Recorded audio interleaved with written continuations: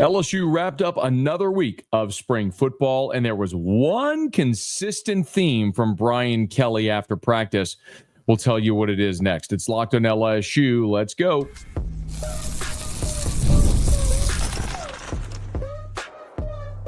You are Locked on LSU, your daily podcast on the LSU Tigers. Part of the Locked On Podcast Network, your team every day. Okay, let's get it. It is Locked on LSU, your team every day. I'm your host, Matt Moscona. Thanks so much for making us your first listen. We're free, available wherever you get podcasts, of course, on YouTube as well. So please subscribe. As always, one of the fastest ways to help us grow is by leaving your comments below. So thank you so much for that. Today's episode is brought to you by Gametime. Download the Gametime app, create an account, and use the code LOCKEDONCollege for $20 off your first purchase. LSU baseball dropped the series at Texas. I'll give you my biggest takeaways from the weekend coming up in just a bit. But LSU wrapped up another week of spring football as we inch closer to the spring game or spring practice as the spring scrimmage, as they're calling it, coming up on April the 11th. There's a change to spring practice as well. We'll get to that here in just a smidge. But after the open practice on Saturday, which, as I mentioned, was open to the media, Brian Kelly met with reporters, and there was, in my estimation anyway, one very consistent theme in what Brian Kelly had to say. Whether he intended to do this or not, it is just how the conversation went. I'm curious if you can get it. It was very obvious to me, and has been, I think, so far early in this fall camp. First, and I want to play a couple of sound bites from Brian Kelly's press availability after practice on Saturday. I want to see if you get the theme of what Brian Kelly said. So first, he's asked about the offensive line. Forgive me, the run game, right?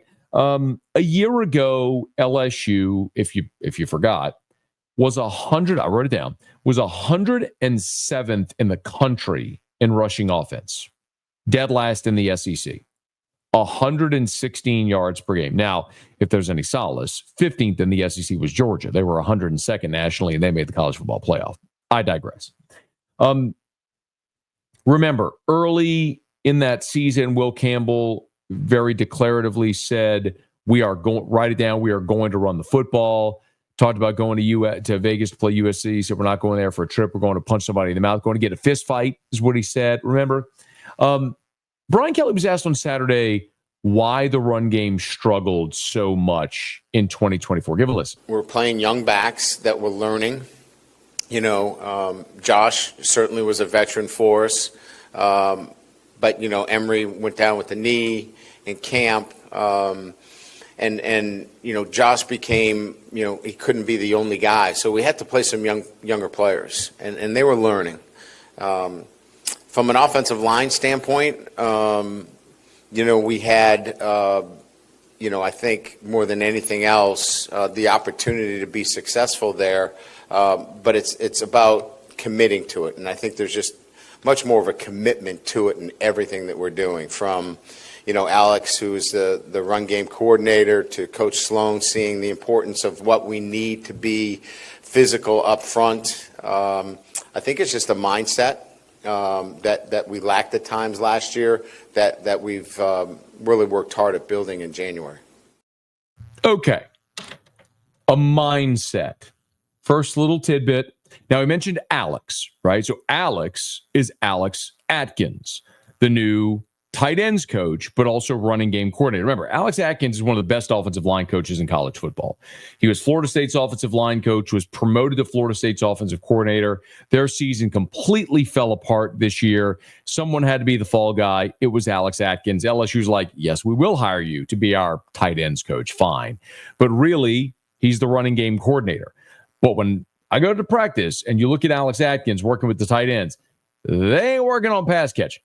They're working on sled drills, physicality, blocking. That's what they're doing. Why? They got an offensive line coaching them. Brian Kelly just said more of a commitment to him. Speaking of tight ends, Brian Kelly was asked point blank about Bauer Sharp. Remember, Bauer Sharp coming in from Oklahoma. You've got, remember, you had an exodus at tight end. Mac Markway's gone. Jackson McGowan is gone. All the guys that you brought in to play tight end in that class, you signed 4, Connor Gilbreth, they're all gone. So you got Trades, who's a phenomenal athlete, but there's a skill set he lacks, right? Hint, hint, hint. Here was BK on Bauer Sharp. His mindset and the way he fits into the program, he just has leadership qualities. He's got the things that we're looking for in terms of living to the standards on a day-to-day basis. I mean, he is driving others as well, and he just stepped into the program. So I would talk more about how he's influenced our team in a very short period of time off the field in this building as much as what he's done on the field. And you guys have seen what he's done. He's a talented pass catcher. He's tough. He's physical. He's going to make plays for us. And what a great compliment to Trades. Those two can really feed off of each other. But again, I think what I would do is I would double down on his influence in the program as it relates to leadership, discipline, accountability. He's here to win a championship. Here to win a championship, leadership, discipline, accountability. Remember, he also talked about how vocal he is. Bauer Sharp was a quarterback. Remember, he was a quarterback in high school, goes to Louisiana, Southeastern Louisiana, plays quarterback at Southeastern. There's a spring where they're like, hey, we think we might want to try you at tight end. He plays tight end, flourishes, goes to Oklahoma last year as our leading pass catcher. Let me remind you, Mason Taylor, best pass catching tight end in the history of LSU's program, 1,308 career receiving yards, 6 career receiving touchdowns. Mason Taylor bulked up to 6'5", 255. Bauer Sharp right now listed at 6'5", 250. They are almost a carbon copy of each other. Athletic, gifted pass-catching tight end, but great leaders and the ability at 6'5", 250, 255 to attach yourself to the line of scrimmage and go. There was another player that Brian Kelly was asked point blank about, and I was interested in this one because last week we watched LSU run a short yardage drill, and Destin Hill was on the field. We have talked a lot about transfer wide receivers, y'all, but we have talked about Nick Anderson. We have talked about Berrien Brown. We've talked a lot about Bauer Sharp. Nobody is talking about Destin Hill, but the first team offense, is out there running short yardage drills. And what wide receivers on the field? Destin Hill. Why? Here's Brian Kelly. We're well aware of him, and in particular, Coach Wilson was well aware of him in terms of what he accomplished at Edna Carr. I remember I came in, and we really didn't have enough time to get into the recruiting process. We were kind of late with him. And so, this was always something that I felt like if he was interested in transferring, we were going to be receptive. So that was able to come to fruition. We've had great success with Bryce Brown's players from Edna Carr. So adding another quality player to that position that's from the state of Louisiana, that didn't seem to be a hard one for me to solve. Now, as it relates to the depth in the room, I think what's important to understand is each one of them brings something different to the table. He's got good size and he's got physicality. I think he's got to continue to use that as he continues to learn the offense. Once he's comfortable within the offensive structure, he's got the skills to be a very productive SEC player. But early, he is physical, can help us in that perspective. And, again, another guy that's coming off of a knee injury that I think is only going to be better. Oh, he's got good size and physicality. Got to learn the offense and develop his skills. But early, he's physical and can help us in that part of the game. Are you starting to get it? What Brian Kelly is really leaning into here so far in the spring? Let me remind you something, okay? Destin Hill was a big-time prospect. He was a 4-star, number 109 nationally in the class of 2021. He didn't play college football in 21 or 22, shows up at Florida State in 2023 and plays in 10 games, has just 6 catches for 87 yards, tears his ACL, doesn't play in 2024. Now he's at LSU. Remember, he was in the same signing class with Neighbors and Thomas and Hilton and Besh and Deion Smith and all those guys, but ultimately never showed up on college campus until 2023 at Florida State. But the physical ability, right, is the athletic ability is there. He's the number 109 prospect in the country at any position. But what's Brian Kelly saying? His size and his physicality. Y'all remember CJ Daniels? We talked about it all last year. If you're an everydayer and you've been here with us on Locked On LSU, thank you. You remember this during last season. No receiver on LSU's team last year took more snaps than CJ Daniels. Why? Because CJ Daniels was a great blocker. What does Brian Kelly want from his team? He wants good blockers. He wants physicality and the ability to run the football. Last year, CJ Daniels, 598 snaps on the season. Now, Kyron Lacy did run 716, so let me stand corrected right there. Daniels did get injured. But the point being, Daniels, especially early in the season, was taking the most snaps of any of your receivers because they trusted him to block. You getting it? Bauer Sharp, physicality, can block. Destin Hill, physical wide receiver, short yardage situations with the ones why can block. Brian Kelly, we are going to focus on the run game. It's a mentality. We're spending time on it. Why? It matters. Brian Kelly wants to improve running the football. From the day he showed up, we talked about 2 things, 2 positions that he has been better at pumping dudes into the NFL more than any other. Offensive line, tight end. Line of scrimmage. He is a point of attack coach. It's amazing because he'll turn the reins over to Joe Sloan. He'll turn the reins over to Mike Denbrock and say, produce me a Heisman winning quarterback. Produce me first-round picks at receiver. Get it wide open and go. But you can't lose sight of running the football and being physical at the point of attack, something LSU was not able to do a year ago. It hurt LSU in the red zone. It hurt LSU in their ability to salt away games when they needed to.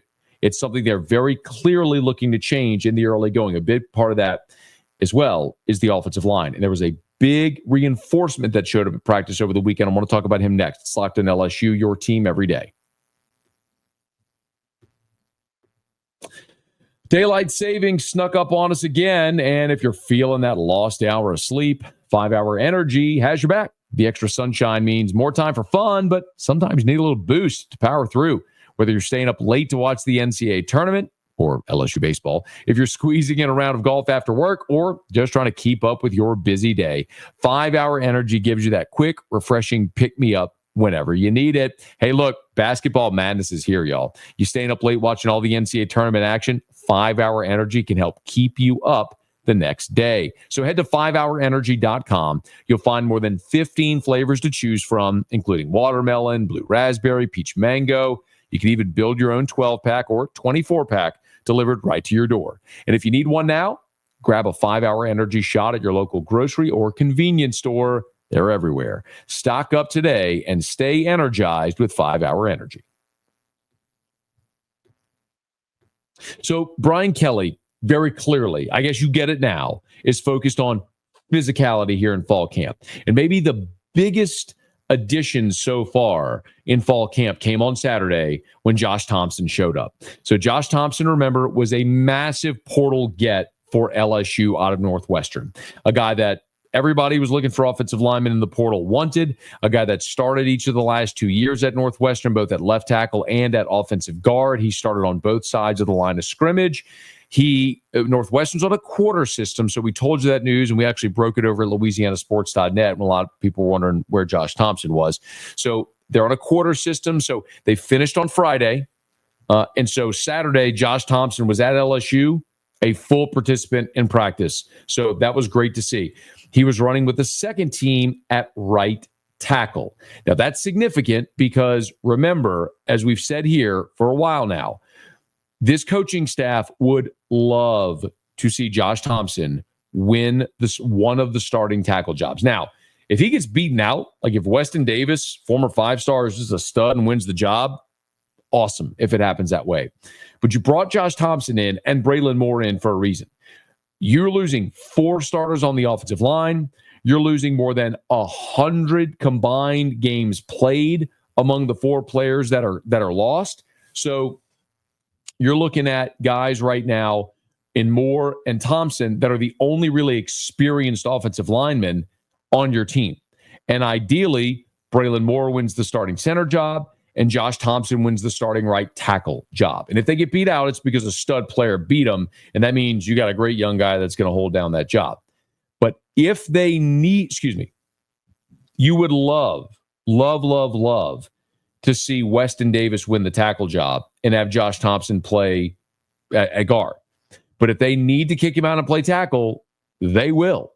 But remember, right now, if Tyree Adams is your left tackle and Weston Davis is your right tackle, Braylon Moore is your center, you've got Paul Mabenga, Cohen Eccles, you got Josh Thompson, DJ Chester, the young guys like Carius Kern and Solomon Thomas, all these guys fighting really for 2 open jobs if Moore, Thompson, and Adams win 3 of the 5 starting jobs. But here was Brian Kelly. Brian Kelly was asked the question after practice on Saturday. Actually, he was asked about Braylon Moore, the way it was phrased. So this is where the answer picks up. He was asked, like, you brought in Braylon Moore to be the starting center, but DJ Chester keeps taking reps with the one. Is it sort of a DJ Chester saying not so fast? That's the way the question was phrased, but listen where Brian Kelly took it.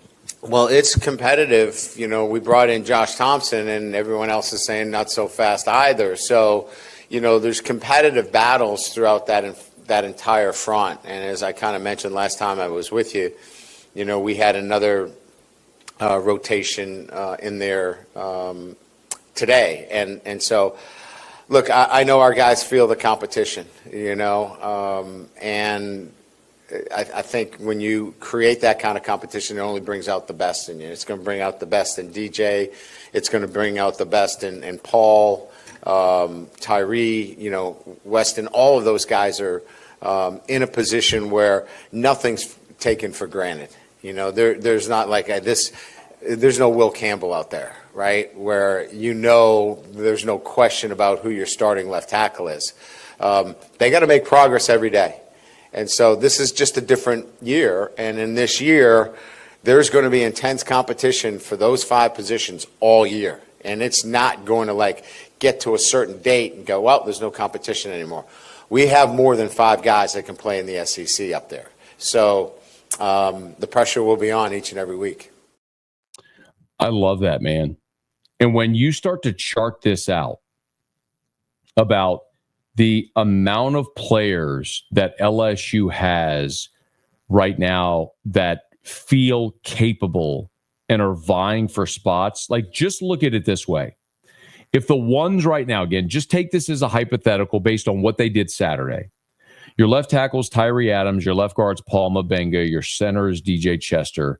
Your right guard was Cohen Eccles, and your right tackle was Weston Davis. Okay.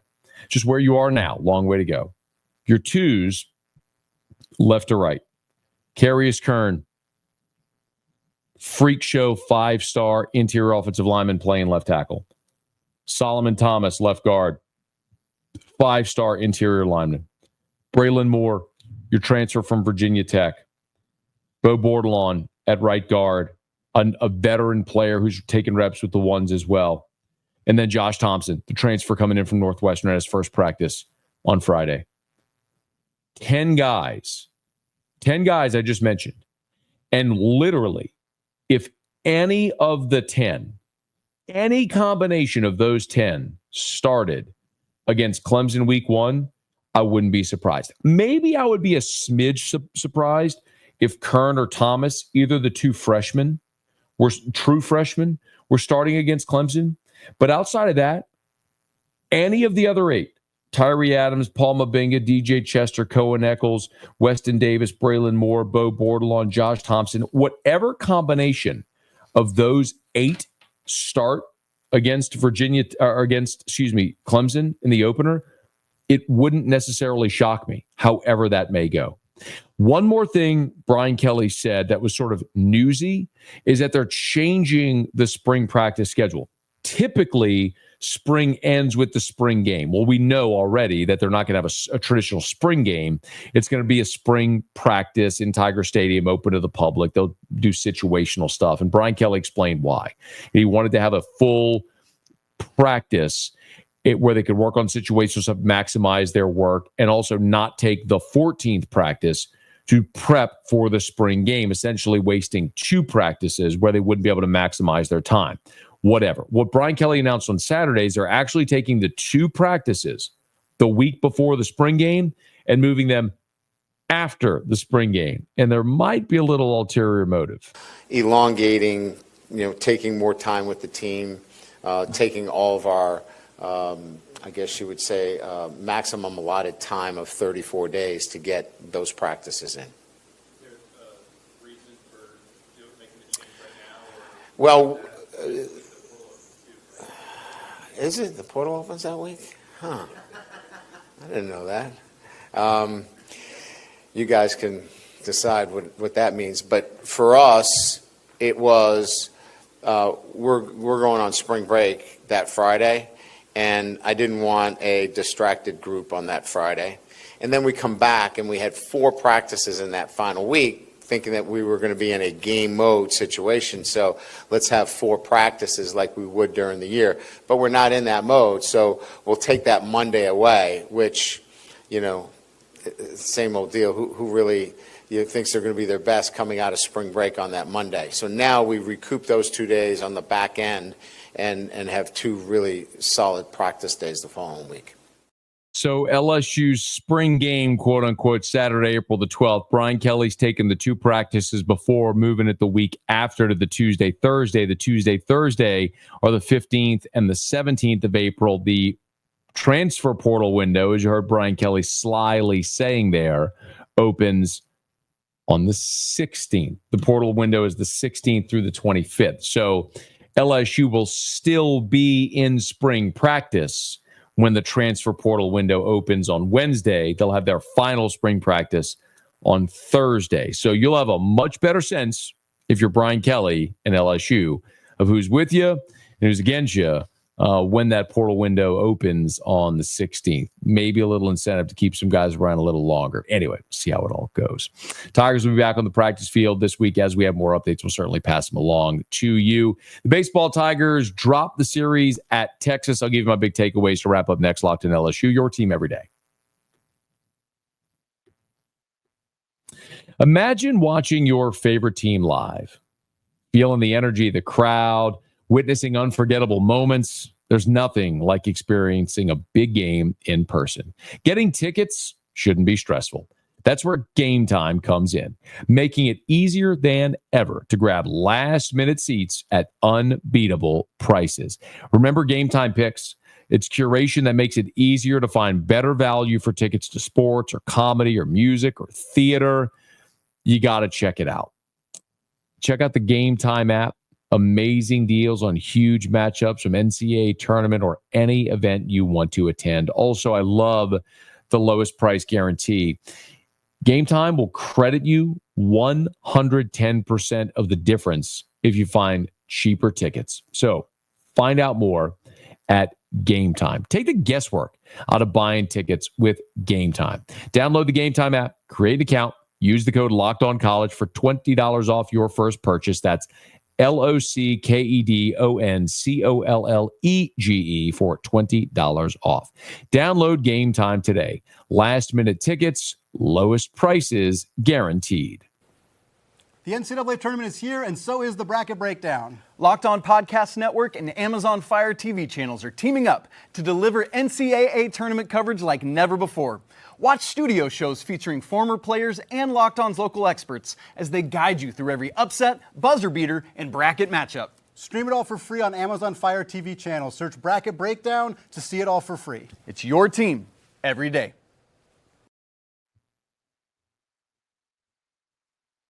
LSU baseball lost Game 3 on Sunday to drop the series to the University of Texas, and what a bummer. Tigers took Game 1 behind a really dominant performance by lefty sophomore Cade Anderson. But unfortunately, the Tigers blew a 5-2 lead and then a 6-5 lead in game 2. The bullpen couldn't hold it. And then in game 3, Texas took control early and never relented. They never trailed in the ball game, and Texas won game 3 6-2. Massively disappointing. I take no joy in this, but I might have been the only person to pick Texas to win this series. And a lot of the reason why was sort of validated. Now, there's some stuff I had questions about that I think we got answered to the affirmative. I picked Texas to win the series because, number one, LSU went out last weekend and swept Missouri, which is a dreadful baseball team. Missouri is in effect a mid-major. That's a miserable baseball team. With respect to those kids, young people who playing really hard and trying, they're not talented enough to compete in the SEC. So sweeping them on a lazy, sleepy weekend at the box was not impressive. And quite honestly, the inability to throw strikes is concerning. And so going into this weekend, so my single biggest question was, could the bullpen throw strikes? Because Texas, 1 through 9, has not shown the ability offensively to consistently string together hits to beat you. But if you give them runners, there's a couple of guys in that lineup that can beat you, namely Blue, who's the Big 12 Player of the Year a season ago. Look at Sunday.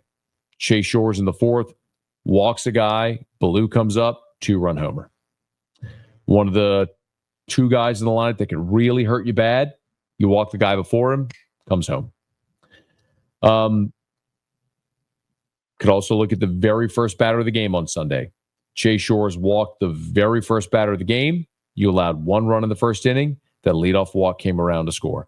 Could have been worse. You had a great defensive play by Jake Brown in the outfield on a double that banged off the wall. He played beautifully off the wall to get the relay in to keep the runner at third. And Chase Shores did a nice job limiting the damage in the first. Needed 33 pitches to get through the first inning, but again, allowed just the 1 run. But the 1 run was the leadoff walk. So, unfortunately for LSU, maybe the biggest takeaway is you just don't have enough talent in the bullpen. Let me rephrase that. You have plenty of talent in the bullpen. You don't have guys you can trust in the bullpen. You got a lot of guys that can throw 95 to 98, a lot of guys that have good breaking stuff. You just don't have guys that you trust to hand the ball to and say, I know this guy's going to throw strikes and get outs. Really, you have 2. It's Zach Cowan and Kason Evans. That's it. Connor Benj is kind of right on the border of that as well, but Cowan and Evans really are the guys. If you look at the weekend, Cowan came in relief of Anderson on Friday and finished the game. Evans gave you 3 2/3 on Sunday and was very good. Those two relievers combined for 6 2/3 innings pitched, 1 run on 5 hits, no walks, and 8 strikeouts. I know it's a lot of numbers, but remember, 2 guys, 6 2/3, 1 run, 5 hits, no walks, 8 Ks. Everybody else, all the other relievers, went 4 innings. There's 8 pitchers, by the way. 8 pitchers combined to give you 4 innings, where Cowan and Evans combined for 6 2/3. 8 relievers gave you 4 innings, 7 runs on 9 hits, 1 strikeout, 5 walks. You want to know why you lost the game? That's why you lost. That's why you lost the series. You didn't have enough in the bullpen that you felt you could hand the ball to that could throw strikes and get outs. And as a result, you lost the weekend. I do lay some of this at Jay Johnson's feet. Now, he can't go on the mound and throw the baseball for these guys. But this is not a hindsight 2020. So during the game and the immediate post-game, game 1, Friday, LSU won that game, but I said it then, I hated going to Zach Cowan up 6. And the 4-run barrier is what a lot of people in baseball will sort of marry themselves to, because 4 runs, 1 swing can still tie it or beat you. When you get beyond 4, you got enough of a cushion. And in that situation on Friday, burning Zach Cowan for the weekend up 6 runs cost you this series. It did, point blank.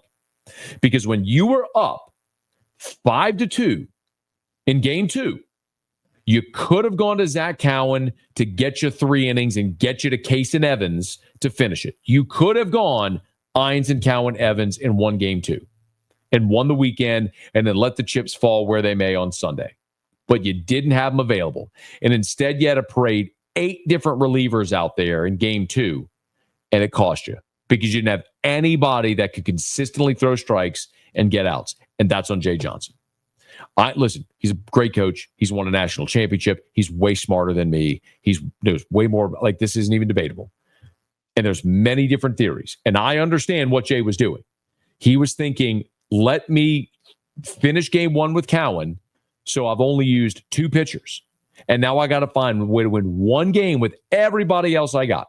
The problem is, out of everybody else you got, there's one guy you count on right now to throw strikes and get outs, and that's Case and Evans. And you didn't see him until Sunday when you were down 4 runs. So that's your problem. I've heard a lot of people say, man, put Evans in the starting rotation or Cowan in the starting rotation.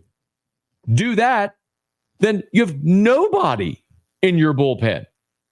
Listen, college baseball isn't flooded with starters that go 6, 7, 8 innings on the weekend. Nobody has 3 guys that get you into the 6th or the 7th every weekend. It's not a thing in college baseball. You need guys that can get you through the lineup once, maybe twice if you're lucky, and hand it to the next guy. But you have to have enough arms in the bullpen that can throw strikes and get you outs. And right now, LSU's got a bunch of dudes that throw 95 to 98, but when it leaves their hand, you don't know where it's going. And that's a problem. And until they fix that, this season is going to be really tenuous. The great news from the weekend, Cade Anderson looks like a bona fide ace. He was awesome. He went out there on Friday in a hostile environment and absolutely handcuffed Texas for 6 innings. With Cade Anderson on the bump, you got a shot to win every single Friday. And if you do that, figure out a way to split games 2 and 3, and you'll win a whole bunch of games. And you'll be a national seed in the Rodeo Mall, run through Baton Rouge. If you can't figure out anything after anything after Anderson on Friday in the bullpen, it's going to be a long season. Texas, much better opponent than Missouri, no doubt. Yet it's hard to win on the road. I'm not melting down. It's March. It's the second weekend of the season. You're 6 games into a 30-game SEC schedule. Everybody dumped on the bullpen for LSU the entire year in 2023. And you know what happened by the end of the season? You had Riley Cooper and Nate Ackenhausen and Griffin Herring and Gavin Gidger, and you had Thatcher Hurd, dudes that emerged. They pitched better. They found their roles. And by the time the season was over, you figured it out and you won a national championship. This team has the talent. You got to figure out guys that can consistently throw strikes and fill those roles and get outs for you. And you better do it in a hurry, because every weekend in the SEC is an opportunity, but it's also an opportunity lost when you blow 5-2 leads in the middle innings with a chance to win a road series. And instead you're coming home with a series loss that should have been a series win. See how Jay Johnson and Nate Yeske navigate this coming weekend with Mississippi State. So Tigers play on Tuesday against ULL, and then it's a Thursday, Friday, Saturday series with the Bulldogs coming into Baton Rouge. You know we'll be here for it on Locked on LSU. Hey, if you're on podcast, please subscribe on your favorite podcast app, rate us, leave a review. If you're on YouTube, smash that like button, subscribe to the channel, hit the bell so you're notified whenever we post a new video. Thanks for making us your first listen. Now for your second listen, check out Locked on College Basketball. March is here, so be the most informed college basketball fan throughout the madness. Find Locked on College Basketball on YouTube or wherever you listen to podcasts. And be sure to let a friend know that if they love the Tigers, we got you here every single day for Locked on LSU, your team every day.